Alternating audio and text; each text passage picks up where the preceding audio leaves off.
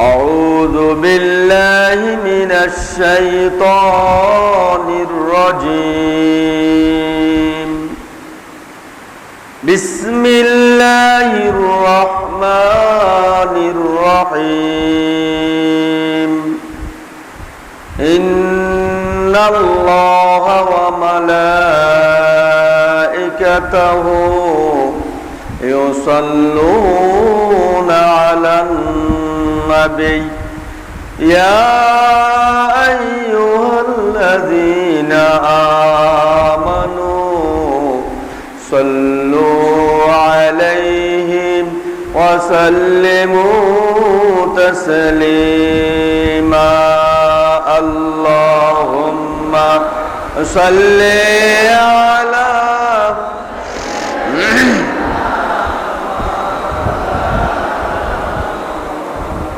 وعلى آل سيدنا জবান খুলে মোহাব্বতের সাথে পড়ুন আল্লাহুম্মা সাল্লি আলা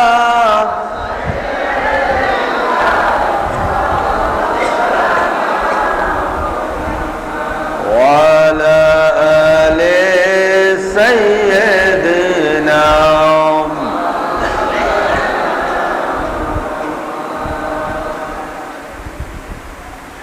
আজকের এই মাহফিলের উপস্থিত অত্র মসজিদের সম্মানিত পেশ ইমাম, এই মসজিদের সম্মানিত কমিটির সদস্যবৃন্দ, মুসল্লিয়ানে কেরাম, ছোট ভাইয়েরা, স্নেহের কচিকাঁচা ছোট্ট বন্ধুরা, আমরা সকলেই আল্লাহ সুবহানাহু ওয়া তাআলার দরবারে শুকরগুজার হচ্ছি যে মহান রব্বুল ইজ্জত আল জালাল সুবহানাহু ওয়া তাআলা আমাদিওকে আজকের আল্লাহ তাআলার মহান হুকুম সালাতুল ফজর জামাতের সাথে আদায় করার পরে আল্লাহ তাআলার এই পবিত্র ঘরে তার কালামের কিছু আলোচনা করার এবং শোনার মজলিসে আমাদেরকে বসার তৌফিক এনায়েত করেছেন। সকলেই আমরা মোহাব্বতের সাথে উচ্চ স্বরে কালেমাতুশ শুকর আদায় করছি আলহামদুলিল্লাহ। আমাদের জীবনের সকল শ্রদ্ধা ভালোবাসাকে একত্রিত করে দুরুদ এবং সালাম পেশ করছি বিশ্ব মানবতার মুক্তির দিশারি সাইয়্যিদুল মুরসালিন খাতামুন নবিয়্যিন সরওয়ারে কায়নাত নূরে মুজাসসাম প্যারা নবী মুহাম্মদুর রাসূলুল্লাহ সাল্লাল্লাহু আলাইহি ওয়াসাল্লামের রওজা থারে। প্রিয় ভাইরা আমার, আপনারা সবাই ভালো আছেন?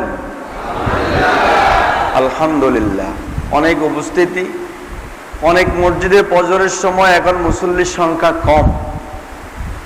আপনারা যে নামাজ পড়েছেন আবার দ্বীনের একটা মজলিসে বসেছেন, আল্লাহ পাকের কাছে দোয়া করি আল্লাহ পাক আমাদের এই বসাকে কিয়ামতের ময়দানে আমাদের নাজাতের জরিয়া বানিয়ে দেখ, আমরা বলি আমিন। প্রিয় ভাইরা আমার, একটা নির্দিষ্ট বিষয় দেওয়া হয়েছে, আমি ওই বিষয়ের আলোকেই কথা বলবো ইনশাআল্লাহ। বিষয়টা দেওয়া হয়েছে কিয়ামতের আলামত, বর্তমান প্রেক্ষাপটে আমাদের করণীয়। বিষয়টা বুঝেছেন? কিয়ামতের আলামত, বর্তমান প্রেক্ষাপট, আমাদের করণীয়। নির্ধারিত বিষয় নির্দিষ্ট সময়ের মধ্যে কুরআন ও হাদিস থেকে কিছু কথা বলার জন্য চেষ্টা করব। মহান রব্বুল আলামিন যদি তৌফিক দান করেন। ওমা তৌফিকি ইল্লা বিল্লাহ বিমাশিয়াতিল্লাহ বিফাদলিল্লাহ আলাইহি তাওয়াক্কালতু ওয়া ইলাইহি উনীব। নির্ধারিত বিষয় আলোচনা শুরু করার আগেই আমাদের মুসলমানদের ঈমানকে তাজা করার জন্য, মুসলমানদের স্পিরিটকে জাগ্রত করার জন্য একটা হাদিস আমি বলেই নির্ধারিত বিষয় আলোচনা করব। ভূমিকাতে একটা হাদিস, সবাই কথার মধ্যে মনোযোগ থাকতে হবে আর আমার সাথে একটু কথা বলবেন, তাহলে আমি বুঝবো যে আপনারা আমার কথাগুলো বুঝেন। আওয়াজ ক্লিয়ার আছে? সবাই বুঝেন? ওমর ফারুক রাদিয়াল্লাহু তাআলা আনহুর সময়ে মদিনার বাইরের একজন যুবক সফর করতে করতে মদিনার ভিতরে প্রবেশ করে ফেলল। কিন্তু এই যুবকটা মদিনার যুবক নয়, মদিনার বাইরের। মদিনার ভিতরে প্রবেশ করে ক্লান্ত পরিশ্রান্ত হয়ে গেলেন। চিন্তা করলেন একটু বিশ্রাম নেই। একটা গাছের সাথে তার ঘোড়াটিকে বেঁধে গাছের ছায়ার মধ্যে যুবকটি বিশ্রাম নিচ্ছিলেন। ক্লান্ত শরীর, সফরের শরীর, তার তন্দ্রা এসে গেল, ঘুম এসে গেল। ঘুমের পাকে ঘোড়াটি ছুটে একজন মুরব্বির বাড়িতে চলে গেলেন। মুরব্বির বাড়িতে গিয়ে মুরব্বির কিছু গাছ খেয়ে ফেললেন। মুরব্বি এসে দেখলেন একটা ঘোড়া তার গাছ খেয়ে ফেলেছে। ঘোড়াটিকে প্রচন্ড আঘাত করলেন। আঘাত করার পরে তাৎক্ষণিক ঘোড়াটি মারা গেল। অনেকক্ষণ পরে যুবক ঘুম থেকে জাগ্রত হলেন। ঘুম থেকে জাগ্রত হয়ে দেখলেন গাছের সাথে বাঁধা তার ঘোড়াটি নেই। খুঁজতে খুঁজতে সে অনেক দূরে এসে দেখলেন একটা বাড়ির সামনে তার ঘোড়াটির লাশ পড়ে আছে। কথা বোঝা যায়? চিৎকার দিলেন, কে আমার ঘোড়া মেরেছ? বাড়ি থেকে মুরব্বি বেরিয়ে আসি বললেন, আমি মেরেছি। কেন? আমার ঘোড়া কি অপরাধ করেছে? কেন আপনি আমার ঘোড়াকে মারলেন? বলল, তোমার ঘোড়া আমার গাছ খেয়ে ফেলেছে, তবে আমি মারার ইচ্ছায় তাকে আঘাত করি নাই, কিন্তু সেই আঘাত করার পরে মারা গিয়েছে। তর্ক বিতর্কের একটা পর্যায়ে যুবক প্রচন্ড জোরে ওই মুরব্বিকে একটা ঘুষি মেরেছে। বুঝছেন? এদ্রে বুঝছেননি? কিন্তু যুবকটাও মুরব্বিকে মারার জন্য আঘাত করে নাই, বিতর্কের ঝগড়ার একটা পর্যায়ে আঘাত করেছে। আর যুবকটি আঘাত করার সাথে সাথে মুরব্বি মারা গেল। বাড়ি থেকে মুরব্বির দুই যুবক ছেলে দৌড়িয়ে আসলেন। আসি বললেন, তোমার এত স্পর্ধা, এত বড় সাহস, তোমার বাড়ি কই? আমার বাবাকে কেন মারলে? বলল, বাইরে আমার মারার ইচ্ছা ছিল না, তোমার বাবা আমার ঘোড়া মেরেছে, আর ঝগড়ার একটা পর্যায়ে আমি ঘুষি দেওয়ার কারণে তোমার বাবা ইন্তেকাল করেছে, এটা আমার কোনো অপরাধ নাই। কিন্তু ওই দুই যুবক এই যুবকটার না মেরে তারে ধরে ওমর রাদিয়াল্লাহু তাআলা আনহুর রাজ দরবারে নিয়ে এসেছেন। তখন খলিফা হচ্ছেন ওমর রাদিয়াল্লাহু তাআলা আনহু। তিনি একদিকে রাষ্ট্রের প্রধান, আরেকদিকে তিনি চিফ জাস্টিস, প্রধান বিচারপতি। যুবকটি জিজ্ঞাসা করলো, তুমি কি মেরেছো? হ্যাঁ, আমি মেরেছি, তবে মারার ইচ্ছা ছিল না। কেন মেরেছো? আমার ঘোড়া মারার কারণে। ঘটনা খুলে বললেন। ওমর রাদিয়াল্লাহু তাআলা রায় দিলেন, যেহেতু আত্মপক্ষ সমর্থন করেছে, তুমি মেরেছো, মারার ইচ্ছা না থাকলেও তোমার হাতে লোকটি খুন হয়েছে। আর শরীয়তের আইন, ইসলামের আইন হচ্ছে খুনির কি হবে? কিসাস হচ্ছে, তারে খুন করা হবে। আগামী জুমার নামাজের পরে তোমার মৃত্যুদণ্ড হবে, রায় দিয়ে দিলেন। কথা কি বোঝা যায়? যুবকটি বললেন, ইয়া আমিরাল মুমিনিন, আমাকে বাড়ি। ওমর রাদিয়াল্লাহু তাআলা আনহু বললেন, কেউ আসো নাকি? আমার সাহাবীদের মধ্যে কেউ আসো নাকি? এই লোকটার পক্ষে জামিন হবে। অপরিচিত যুবক, এলাকার যুবক নয়, তার পক্ষে কেউ জামিন হয় নাই। হঠাৎ করে আবু যর গিফারি রাদিয়াল্লাহু তাআলা আনহু দাঁড়িয়ে বললেন, ইয়া আমিরাল মুমিনিন, আমি এই যুবকের পক্ষে জামিনদার হলাম। আমি এই যুবকের পক্ষে জামিনদার হলাম, আপনি তার বাড়িতে যাওয়ার সুযোগ করে দেন। জুমার দিন আসলো, সকালবেলা যুবক আসে নাই। পুরা মদিনার মধ্যে আজকে আতঙ্ক বিরাজ করছে, আজকে একজন যুবকের মৃত্যুদণ্ড হবে। যুবক যদি নাই আসে, তাহলে নিরপরাধী আবু যর গিফারির ফাঁসি হয়ে যাবে। ওমরের হাত থেকে কেউ তারে বাঁচাতে পারবে না, যেহেতু সেই একজন জিম্মাদার। আজান হয়ে গেল জুমার, এখনো যুবক আসে নাই। ওমর রাদিয়াল্লাহু তাআলার খুতবা চলছে, যুবক আসে নাই। উপস্থিত সাহাবীরা মুসল্লিরা কি খুতবা শুনবেন, সবার ভিতরে একটা আতঙ্ক কাজ করে। আজকে যদি ওই যুবক ফিরে না আসে, জুমার পরে আবু যর গিফারির মৃত্যুদণ্ড হবে, ওমরের হাত থেকে কেউ তারে রেহাই করতে পারবে না। এই চিন্তায় সবাই খুতবা শুনে নামাজ শেষ হয়ে গেল, যুবক ফিরে আসে নাই। এরপরে বিচারের মঞ্চ কায়েম হয়ে গেল, যুবক আসে নাই। ওমর রাদিয়াল্লাহু তাআলা আনহু বলেন, ও আবু যর গিফারি, যার জন্য জামিন হয়েছে সেই যুবক তো ফিরে আসে নাই, তুমি মৃত্যুর জন্য প্রস্তুতি গ্রহণ করো। সুবহানাল্লাহ বিহামদি। ইসলাম কি জিনিস বুঝেন? তুমি মৃত্যুর জন্য প্রস্তুতি নাও। আবু যর গিফারি বললেন, ইয়া আমিরাল মুমিনিন, আমি প্রস্তুত। কিন্তু সকল সাহাবীর অন্তর কাঁপতেছে, আবু যর গিফারির মতো একজন নিরপরাধী লোকের মৃত্যুদণ্ড হবে। মৃত্যুদণ্ড কার্যকরের একটু পূর্ব মুহূর্তেই দেখলেন পূর্ব দিক থেকে ঘোড়া চালিয়ে মরুভূমির বালু উড়িয়ে কে যেন আসতেছেন। আর দেখলেন যে ওই যুবকটা হাজির হয়ে গেল। সুবহানাল্লাহ। যুবক হাজির হয়ে গেল। ওমর বললেন, দেরি করলে কেন? তোমার কারণে আমার একজন নিরপরাধ ভাইয়ের মৃত্যুদণ্ড হতো। যুবক বললেন, ইয়া আমিরাল মুমিনিন, আমি নির্দিষ্ট সময়ের আগে রওনা দিয়েছিলাম, পথে আমার একটা বিপদ হয়েছে, দুর্ঘটনার কারণে আমি সময় মতো আসতে পারি নাই। ওমর বললেন, ও যুবক, আমি তো মনে করেছি তুমি আর আসবে না, মৃত্যুদণ্ড হবে। কেউ কি এই জায়গায় এইভাবে আসে নাকি? কেন আসলে?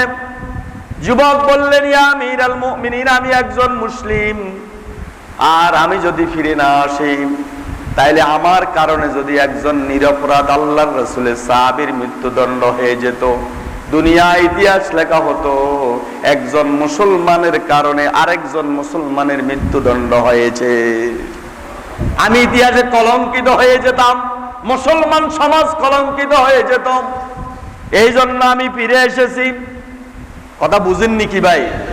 আমাদের খেয়াল করেন ভাই, আপনাকে এটা দ্রুত করেন, আমি এভাবে আলোচনা করতে পারি না, আমার একটা ডিস্টার্ব করতে পারবেন না আপনারা। উঠাউঠি বসাবসি একদম ক্লিয়ার, কারণ মানুষের মনোযোগ অন্যদিকে চলে যায়, আমার মনোযোগটা অন্যদিকে চলে যায়। ব্রেন থেকে একটা শব্দ ছুটে গেলে এটা সহজে আর ব্রেনে আসে না। আরো দিবেন জি, আপনারা কি আছেন আমার লগে? গণনাটা খেয়াল আছে? যুবক কি বললো, আমি যদি ফিরে না আসতাম তাহলে ইসলামের ইতিহাসে মুসলমান কলঙ্কিত হতো, একজন মুসলিমের কারণে আরেকজন নিরপরাধ মুসলমানের মৃত্যুদণ্ড হয়েছে। ওমর আশ্চর্য হয়ে গেলেন তার কথা শুনে। এবার আবু যর গিফারি বললেন, ও আবু যর গিফারি, এই যুবকটারে চিনো নাই, এরপরও কেন জামিন নিলেন? আবু যর গিফারি বললেন, ইয়া আমিরাল মুমিনিন, এই জন্য জামিন নিয়েছি, যদি আমরা কেউ জামিন না নিতাম আর এই যুবক বাড়িতে ফিরে না যাইত, মানুষের দেনা পরিশোধ না করত, আমানত ফিরিয়ে না দিত, ইতিহাস লেখা হতো মুসলমানদের কারণেই মুসলমান মানুষের দেনা পরিশোধ না করে, আমানত ফিরিয়ে না দিয়ে পলায়ন করে চলে গেছে। মুসলমানদেরকে অপরাধ থেকে অপবাদ থেকে বাঁচানোর জন্য আমি জামিন নিয়েছিলাম। এই দুইটা দৃশ্য শুনেই ওই দুই যুবক দাঁড়িয়ে, যার বাবাকে হত্যা করা হয়েছে, ওই দুই যুবক দাঁড়িয়ে বললেন, ইয়া আমিরাল মুমিনিন, আমরা দুই ভাই একত্রিত হয়ে বললাম, আমরা আমার বাবার এই খুনি এই যুবককে মাফ করে দিলাম। সুবহানাল্লাহ, আর জোরে বলতে পারলেন না? আমার এই বাবার খুনি এই যুবককে আমরা কি করে দিলাম? মাফ করে দিলাম। ওমর বললেন, কেন মাফ করলে? তোমার বাবার খুনি তো। বলে, এই জন্য মাফ করেছি যে এই লোকটা মৃত্যুর পরোয়া করে না, মৃত্যুর জন্য প্রস্তুত, যে মুসলমানদেরকে বাঁচানোর জন্য তার পক্ষে জামিন নেয়। আমরা তো মুসলমান, সুতরাং আর ইতিহাস লেখা হবে মুসলমানরে ক্ষমা করতে পারে না। এই জন্য আমরা যেহেতু ইচ্ছা করেছি আমার বাবাকে মারে নাই, আমরা এই জন্য আমার বাবার খুনিকে মাফ করে দিলাম। এখান থেকে আমাদের কোনো শিক্ষা আছে না নাই? মুসলমান আজকে কি এই জাতীয় মুসলমান সংখ্যা আছে? আছে, তবে খুবই কম। খোঁজ করলে লাখে লাখে খোঁজ করলে দুই একজন পাওয়া যেতে পারে। সম্মানিত ভাইরা, আসুন আমরা আমাদের নির্ধারিত বিষয়ে আলোচনা শুরু করি। আমাদের বিষয় হচ্ছে কিয়ামতের আলামত, বর্তমান প্রেক্ষাপট, আমাদের করণীয়। বিশাল আলোচনা, তবে একদম শর্টকাট করে বলবো যেহেতু সময় কম। আমার 7টায় আরেকটা প্রোগ্রাম আছে হাজির পাড়া, এরপর আবার ক্লাস আছে। অতএব কিয়ামত কখন হবে এটা কেউ জানে? কথা বলতে হবে, কেউ? তবে হবে, তবে আকীদা সহি করেন। কিয়ামত কখন হবে এটা আল্লাহ ছাড়া কেউ জানে না। আল্লাহর নবীকেও আল্লাহ এই ব্যাপারে জানতে দেয় নাই, আল্লাহ নবী জানতেন না। তবে কিয়ামত হবেই, এটা হচ্ছে ঈমানের অঙ্গ, এটা আকীদা। কিয়ামত অবশ্যই হবেই, বিশ্বাস করতে হবে। তবে কখন হবে, কত সালে হবে, এটা জানার সুযোগ নেই।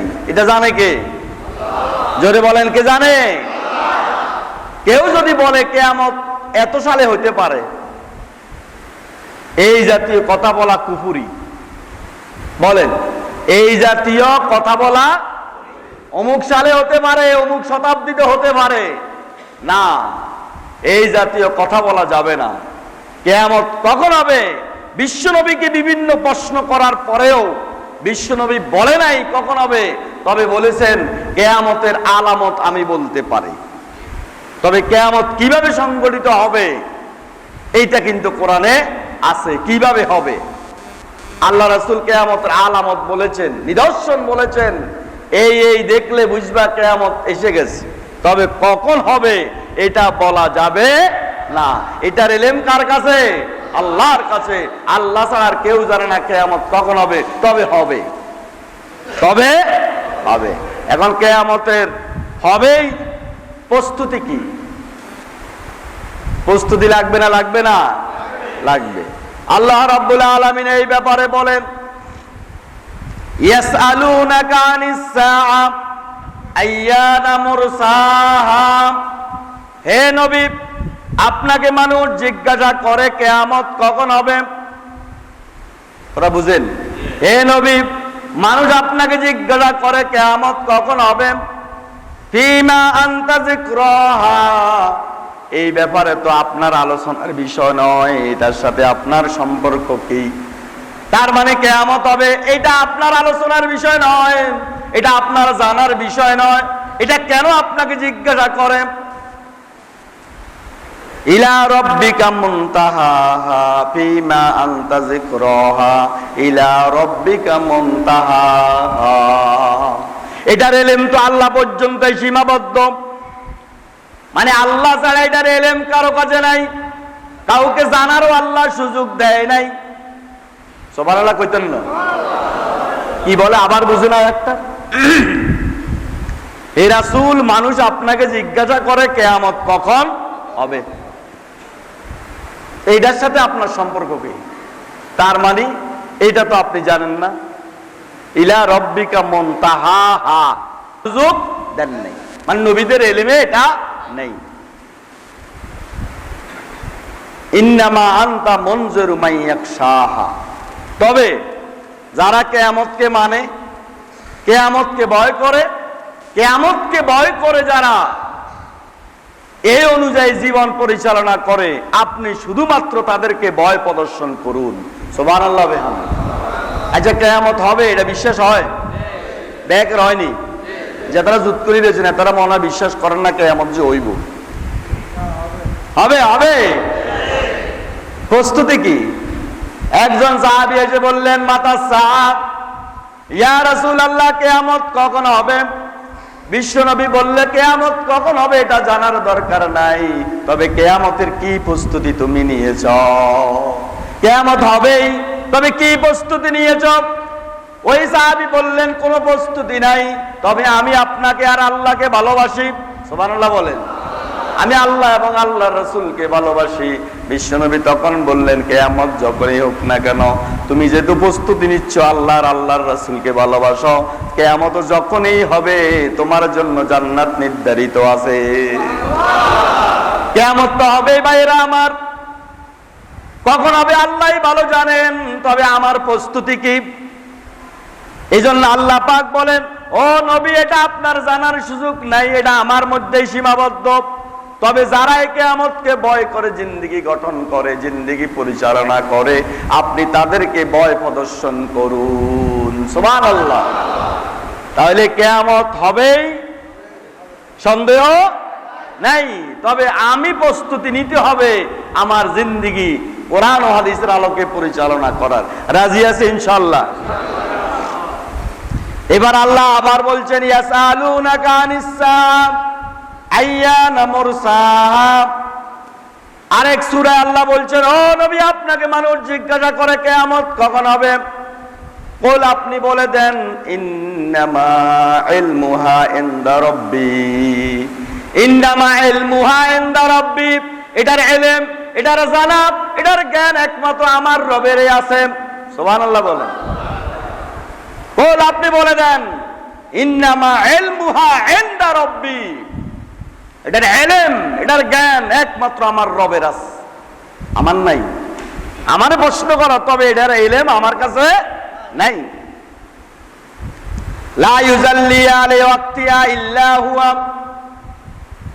সময় মতো আল্লাহ তাআলা কিয়ামত ঘটাবেন। সুবহানাল্লাহ। কি কয়? সময় মতো আল্লাহ তাআলা কিয়ামত ঘটাবেন। কোন সময় ঘটাবেন? 2024 সালে? কি 2000 সালের না, 2021 সালে? এই শতাব্দীর ভিতরে? কোন দিন? কোরআনে কি কয়?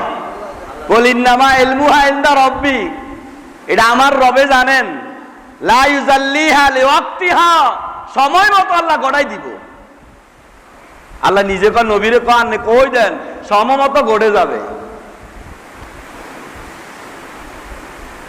এইবারকার 10 মুহররম আসলে শুক্রবার, নাকি বলেন? এই বারগা কদিন আগে গেছে। যেদিন কিয়ামত হইব সেদিন হবে 10 মুহররম শুক্রবার। 21 সালে 10 মুহররম শুক্রবার গেছে, কিয়ামত তো এদিন হইতো হাইতো। কি কথা কন না কা? এটাও বলে দিয়েছে আল্লাহর নবী, 10 মুহররম জুমাবারে হবে। তো লা ইউজাল্লিহা লিওয়াক্তিহা, সম্ভবত আল্লাহ কিয়ামত সংঘটিত করবেন।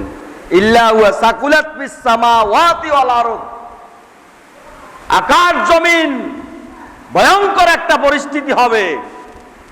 আকাশ আর জমিনে ভয়ঙ্কর একটা পরিস্থিতি হবে, ভয়াবহ একটা পরিস্থিতি হবে। এই কিয়ামত যেদিন সংঘটিত হবে, ইয়াসআলুনাকা কান্নাকা ফিউন আনহা কুল ইন্নামা ইলমুহা ইনদা রাব্বি ওয়ালাকিন্না আকসারান নাস লা ইয়ালামুন। হে নবী, আরেক সূরা আল্লাহ বলেন, হে নবী, আপনাকে মানুষ কিয়ামত সম্পর্কে জিজ্ঞাসা করে কিয়ামত কখন হবে। কুল, আপনি বলে দেন, ইন্নামা ইলমুহা ইনদাল্লাহ। আগের আয়াতে বলছে ইনদা রাব্বি, এই আয়াতে বলে ইনদাল্লাহ।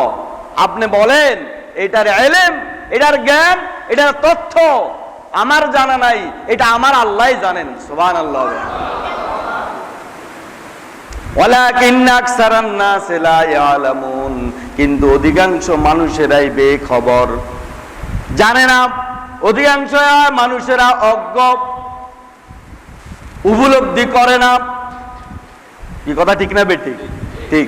আয়াতগুলো বলে আমরা আলামতে যাচ্ছি, আগে এটা জানা দরকার, আকীদা সহি করতে হবে। বল, হে রাসূল, আপনি বলেন, লা ইয়ালামু মান বিস সামাওয়াতি ওয়াল আরদিল গায়ব ইল্লাল্লাহ। বল, আপনি বলে দেন, লা ইয়ালামু, কেউ জানে না, মান বিস সামাওয়াতি ওয়াল আরদিল গায়ব, আকাশ জমিনের অদৃশ্য বিষয়গুলো, গায়বের খবর, ইল্লাল্লাহ, আল্লাহ ছাড়া। আকাশ জমিনের গায়বের খবর, কিয়ামতের খবর, অদৃশ্যের খবর, এটা আল্লাহ ছাড়া কেউই জানে না। জানে জানে জানে না। ওমা ইয়াশউরুনা আইয়ানা ইউবাসুন, ওমা ইয়াশউরুন, মানুষ উপলব্ধি করে না আইয়ানা ইউবাসুন, তারে যে উঠানো হবে, কিয়ামতের ময়দানে যে উঠা লাগবে, যেদিনে হোক না কেন, এটা মানুষ কি করে না, উপলব্ধি করে না। কি ভাইরা আমার, কয়েকটা আয়াত কিয়ামত কখন হবে এই বিষয়ে প্রশ্নের জবাব দিয়েই আমরা বিশ্বনবীর হাদিস থেকে এবার আলামত গুলো নিয়ে কথা বলবো ইনশাআল্লাহ। একটু জিকির করেন, লা ইলাহা,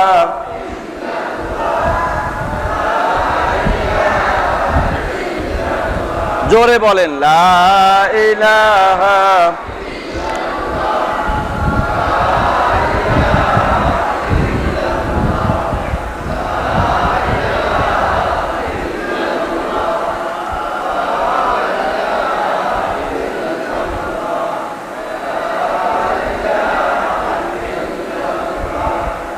লা ইলাহা ইল্লাল্লাহু মুহাম্মাদুর রাসূলুল্লাহ সাল্লাল্লাহু আলাইহি ওয়াসাল্লাম। আপনারা কিছু খাইছেন নি? দুইজনে খায় না আর বাকিরা খাইছে। দুইজনে বলছে যে না, আর বাকিরা জুত করে রয়েছে, তার মানে খাইয়ে আছেন।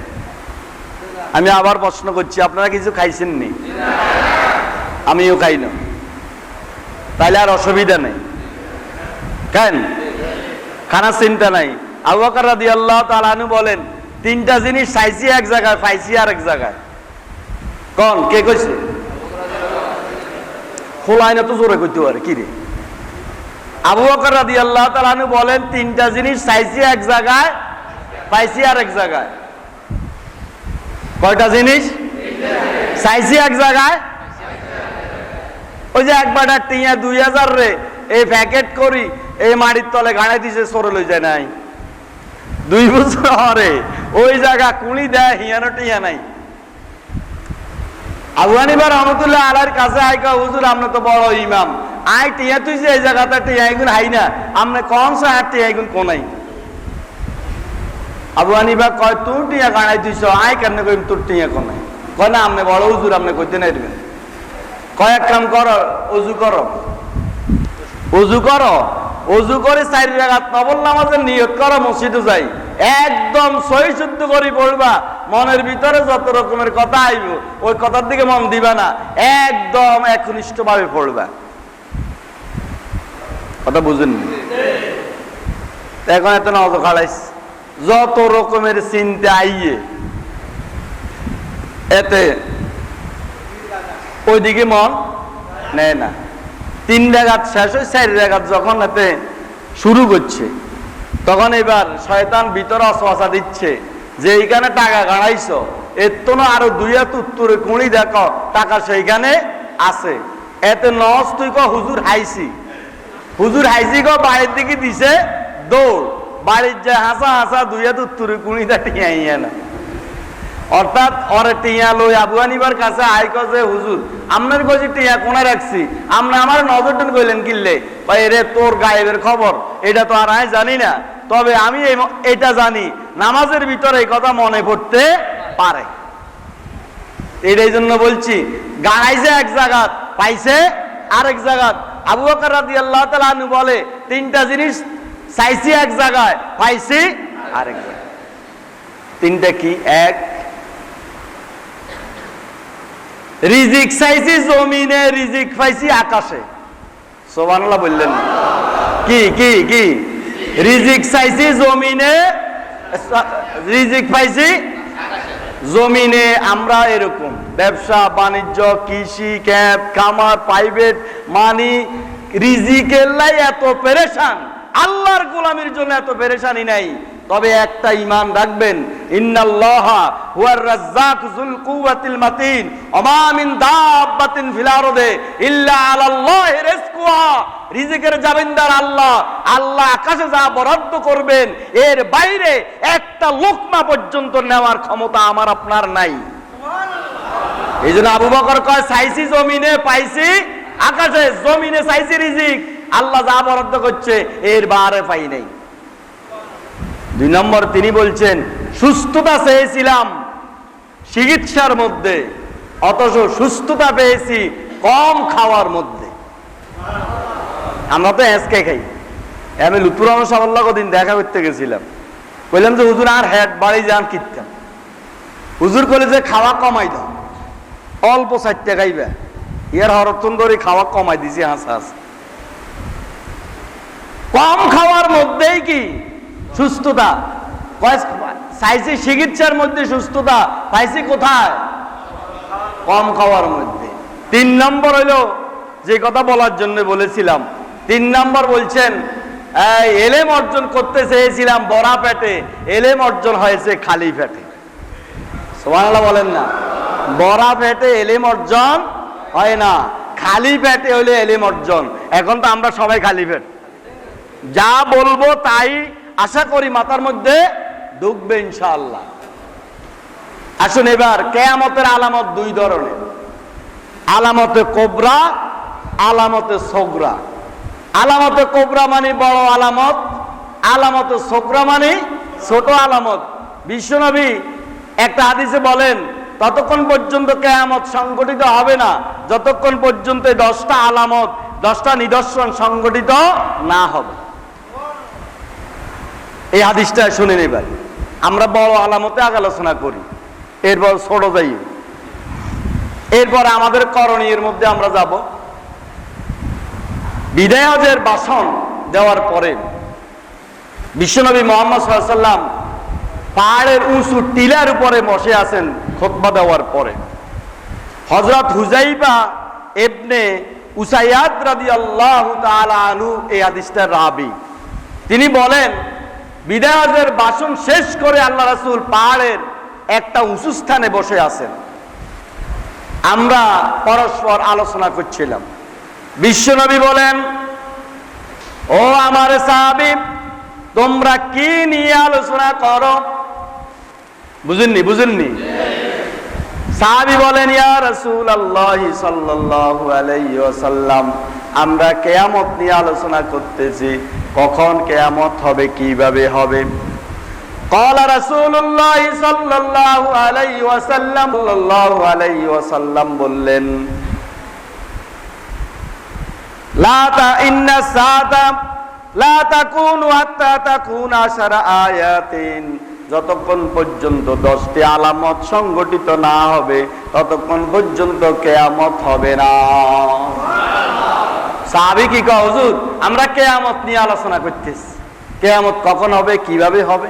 তখন বিশ্বনবী বললেন কি, ইন্না সাআতা লা তাকুনু, কিয়ামত সংগঠিত হবে না হাত্তা তাকুনু 10 আয়াতিন, যতক্ষণ পর্যন্ত 10টি আলামত, 10টি নিদর্শন সংগঠিত না হবে। কয়টা? 10টা। 1, খাসাফা বিল মাশরিক, পূর্বাঞ্চলে ভূমিকম্প হবে, ভূমিধস হবে। পূর্বাঞ্চলে, মাশরিক পাচ্ছে, কোথায় হবে নির্দিষ্ট কোনো জায়গার নাম বলে নাই, পূর্বাঞ্চলে বলছে। কিয়ামতের 10টা আলামতের এই হাদিসে বলছে প্রথম নাম্বার হচ্ছে খাসাফা বিল মাশরিক, পূর্বাঞ্চলে ভূমিকম্প হবে। ওয়া খাসাফা বিল মাগরিব, পাশ্চাত্যে মানে পশ্চিমাঞ্চলে ভূমিকম্প, ভূমিধস হবে। ওয়া খাসাফা ফি জাজিরাতিল আরব, আরব উপদ্বীপে ভূমিকম্প হবে। 3টা ভূমিকম্প হবে কিয়ামত সংগঠিত হওয়ার আগে। বড় আলামতের 3 আলামত, পূর্বাঞ্চলে একটা হবে, পশ্চিমাঞ্চলে একটা হবে, আর আরব উপদ্বীপে একটা হবে। কথা বুঝেননি? কয়টা আলামত? মোট কয়টা? এগুলা কি ছোট না বড়? এইগুলা সংগঠিত হলেই এবার আল্লাহ রাসূল ফান্তাজির সাআ, কিয়ামতের জন্য কি করো? অপেক্ষা করো, গনাই গেছে। নাম্বার 1, পূর্বাঞ্চলে ভূমিকম্প। 2, পশ্চিমাঞ্চলে। 3 নাম্বার, আরব উপদ্বীপে। এবার কি কয়? অধ্যক্ষান দুমা হবে। দুমা চিনেননি? বিড়ির দুমা নি, বিড়ি পিড়ের দুমা, না। হাদিস শরীফে আছে হযরত ঈসা আলাইহিস সালাতু ওয়াস সালাম আগমন করবেন, আগমন করার পরে তিনি আবার মৃত্যুবরণ করবেন। মৃত্যুবরণ করার পরে এমন কিছু ধোঁয়া সৃষ্টি হবে, এই জমিন আর আকাশে শুধু ধোঁয়ার ধোঁয়া, ধোঁয়া ছাড়া মানুষ কিছু দেখবে না। 40 দিন পর্যন্ত এই ধোঁয়া থাকবে। কতদিন? কতদিন? এটা কিয়ামতের চতুর্থ বড় আলামত। ঈসা আলাইহিস সালামের পরে ধোঁয়া দেখা দিবে, ধুমা, আর এটা আকাশেও থাকবে, জমিনেও থাকবে। ধুমার কারণে মানুষ কিছুই দেখতে পাবে না। এই ধুমা 40 দিন পরে আবার পরিষ্কার হয়ে যাবে। সুবহানাল্লাহ। 4 নম্বর খেয়াল রাখবেন। 5 নম্বর দাজ্জাল। দাজ্জাল আসবে, দাজ্জাল এগুলো আমরা জানি। দাজ্জাল হলো ইহুদি বংশ থেকে। 100 কানা, কবলে লেখা থাকবে কাফের, কাফা র। খাঁটি মুমিনেরা সিরিয়া লাইবিকা দাজ্জাল। তবে দাজ্জাল আইসিটিতে অনেক দক্ষ হবে, তথ্য প্রযুক্তির জ্ঞান থাকবে তার কাছে অনেক বেশি। এখন দেন দিন দিনে তথ্য প্রযুক্তি আগাইতেছে কেমন, হরালেয়া যন্ত্রের মধ্যে হাঁটাই গেছে। মা বুঝেন না মনে হয়?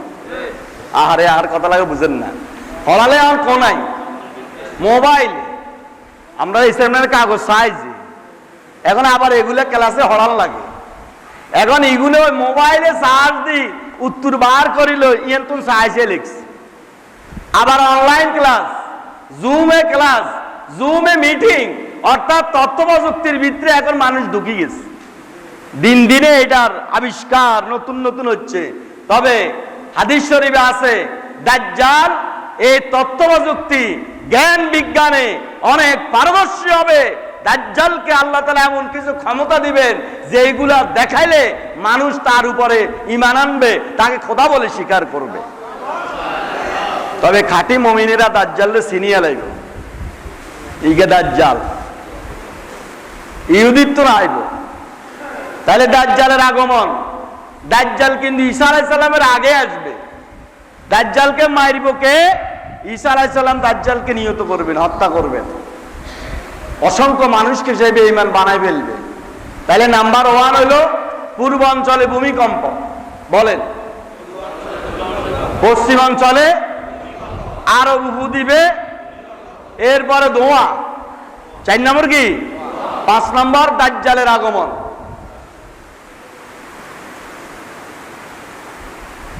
দাজ্জাল বুঝছেননি? কতুন আইব? ইহুদি বংশধর, 100 কানা, যদি হইতে বাঁচি থান। আল্লাহ রাসূল সাল্লাল্লাহু আলাইহি সাল্লাম একদিন সাহাবীদেরকে নিয়ে বসলেন যে ঈসা আলাইহিস সালামের আগমনের ব্যাপারে, যে ঈসার মৃত্যু হয় নাই, ঈসা আলাইহিস সালামকে আকাশে তুলে নেওয়া হয়েছে, ঈসা আবার আসবেন, মেহেদী আসবে আগে, মেহেদী আলাইহিস সালামকে সাহায্য করার জন্য আসবেন ঈসা আলাইহিস সালাম। একটা ভয়াবহ যুদ্ধ হবে। ওই যুদ্ধ হবে ভারতবর্ষ থেকে, গাজওয়ায়ে হিন্দ, হিন্দুস্তান থেকে যুদ্ধের আবির্ভাব হবে, সূত্রপাত হবে।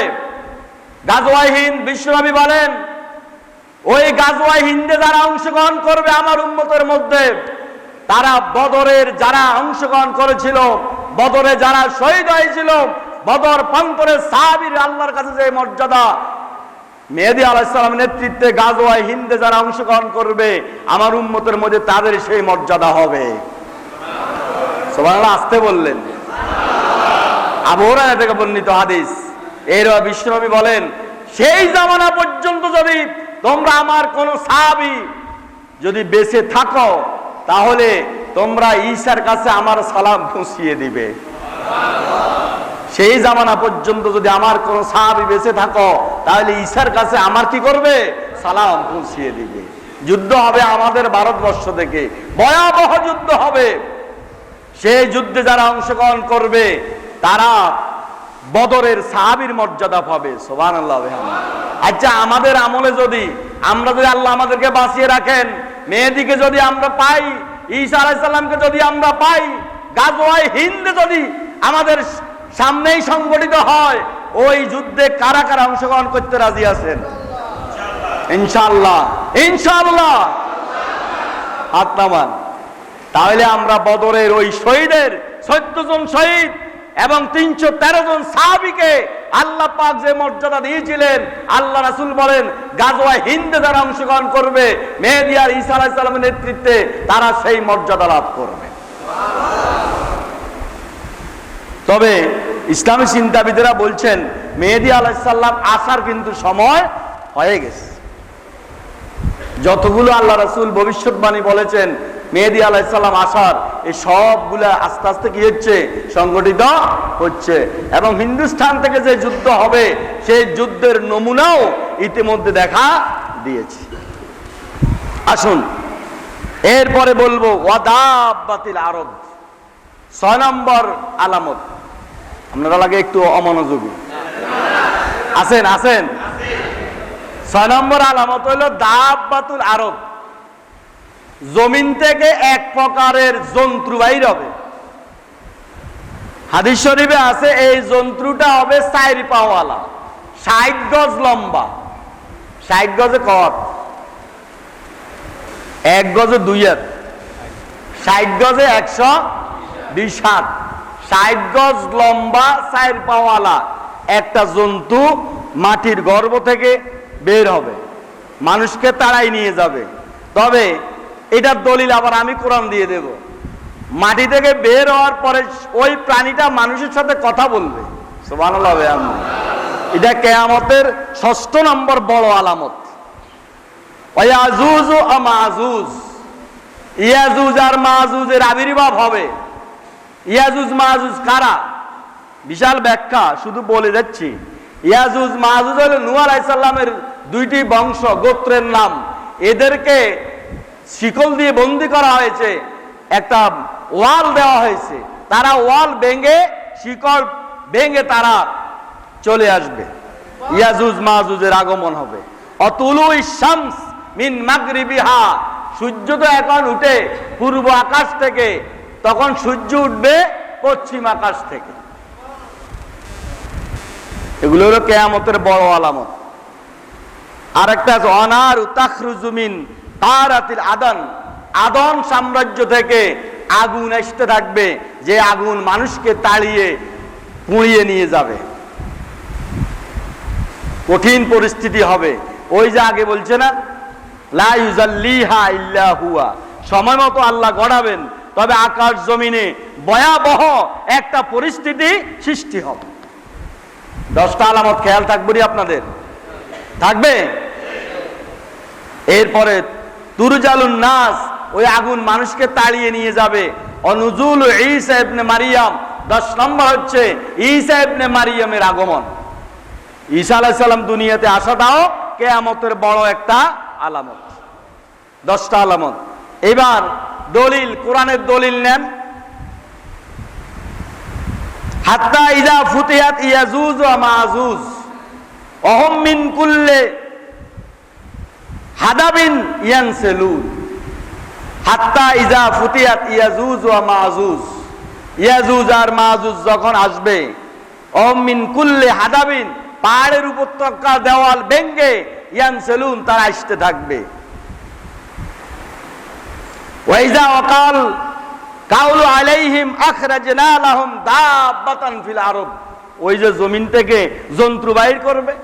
আল্লাহ পাক বলেন মাটির গর্ভ থেকে একটা জন্তু বের হবে। আখরাজনা লাহুম দাব্বা, দাব্বাতান ফিল আরদে, আমি মাটির গর্ভ থেকে জন্তু বের করে নিয়ে আসব। তুকাল্লিমুহুমুন নাস, সে মানুষের সাথে কথা বলবে। কানু বিআয়াতিনা লা ইউকিনুন, এটা হচ্ছে বদরনের একটা নিদর্শন। কানু লা ইউকিনুন, কিন্তু মানুষ কি করে না? বিশ্বাস করে না। কিয়ামত হবে, বিশ্বাস হয়? আল্লাহ কয় এত কিছু জানার পরেও মানুষ বিশ্বাস করে না, এটার মানে হলো কিয়ামতের প্রস্তুতি মানুষ নেয় না। ভাইরা আমার, সময় যেহেতু কম, আমি এবার বড় আলামত 10টা বলার পরে আপনাদের খেয়াল থাকবে? থাকবো একটু দুরূদ শরীফ পড়েন। সাল্লাল্লাহু আলা